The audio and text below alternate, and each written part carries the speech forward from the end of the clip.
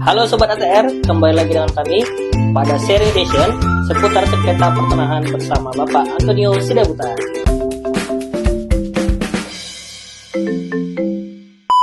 Jadi kita sudah punya beberapa pertanyaan. Yang pertama, bagaimana cara menghindari sengketa pertanahan? Silakan Bapak Antonio. Ya, terima kasih dengan Pak Abdul. Jadi untuk menghindari sengketa pertanahan kita harus memperhatikan beberapa hal. Yang pertama, kita tuh harus memastikan bahwasanya tanah yang kita miliki itu memiliki surat atau bukti kepemilikan.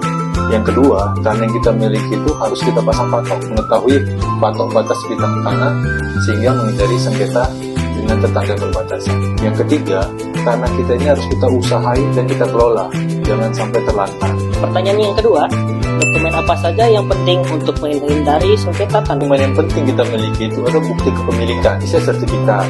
Nah, bukti kepemilikan ini sangat penting karena ini merupakan dasar kita sebagai tanda bukti kepemilikan hak atas tanah.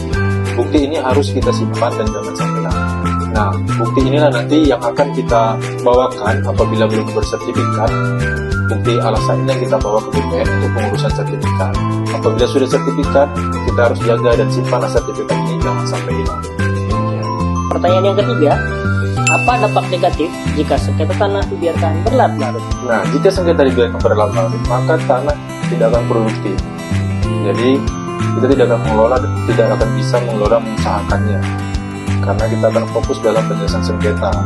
Dan beberapa kasus objek tanah sengketa itu tidak bisa dikuasai oleh kedua belah pihak. Terus, kalau tanah tidak bersertifikat, bisa timbul sengketa juga tidak, Pak? Karena tidak bersertifikat bisa menimbulkan sengketa. Contohnya itu misalnya karena belum pernah dilakukan pengukuran secara kadastrar oleh BPN, jadi belum mengetahui ukuran pastinya. Jadi atau alasannya belum pernah diuji di BPN atau belum pernah dilakukan pemeriksaan oleh panitia. Jadi bisa menimbulkan misalnya sengketa batas atau sengketa kepemilikan dengan orang lain begitu. Jadi kita sarankan agar setiap tanah itu harus bersertifikat.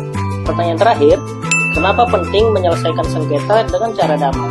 Ya, salah satu penyelesaian sengketa itu adalah dengan cara damai, musyawarah mufakat, mufakat. Jadi kenapa penting? Karena dalam permasalahan tanah itu kita harus mendengarkan kedua belah pihak. Jadi cara mediasi untuk mencapai kesepakatan bersama itu merupakan cara yang paling tepat sehingga para pihak bersengketa bisa mendapatkan hasil yang win-win solution atau kedua belah pihak sama-sama diuntungkan dari kesepakatan bersama seperti itu. Dan penyelesaian secara damai ini juga bisa mempersingkat penyelesaian sengketa sehingga tidak perlu ada proses pengadilan. Oke Sobat ATR, sekian sharing session kali ini. Sampai ketemu di seri session selanjutnya.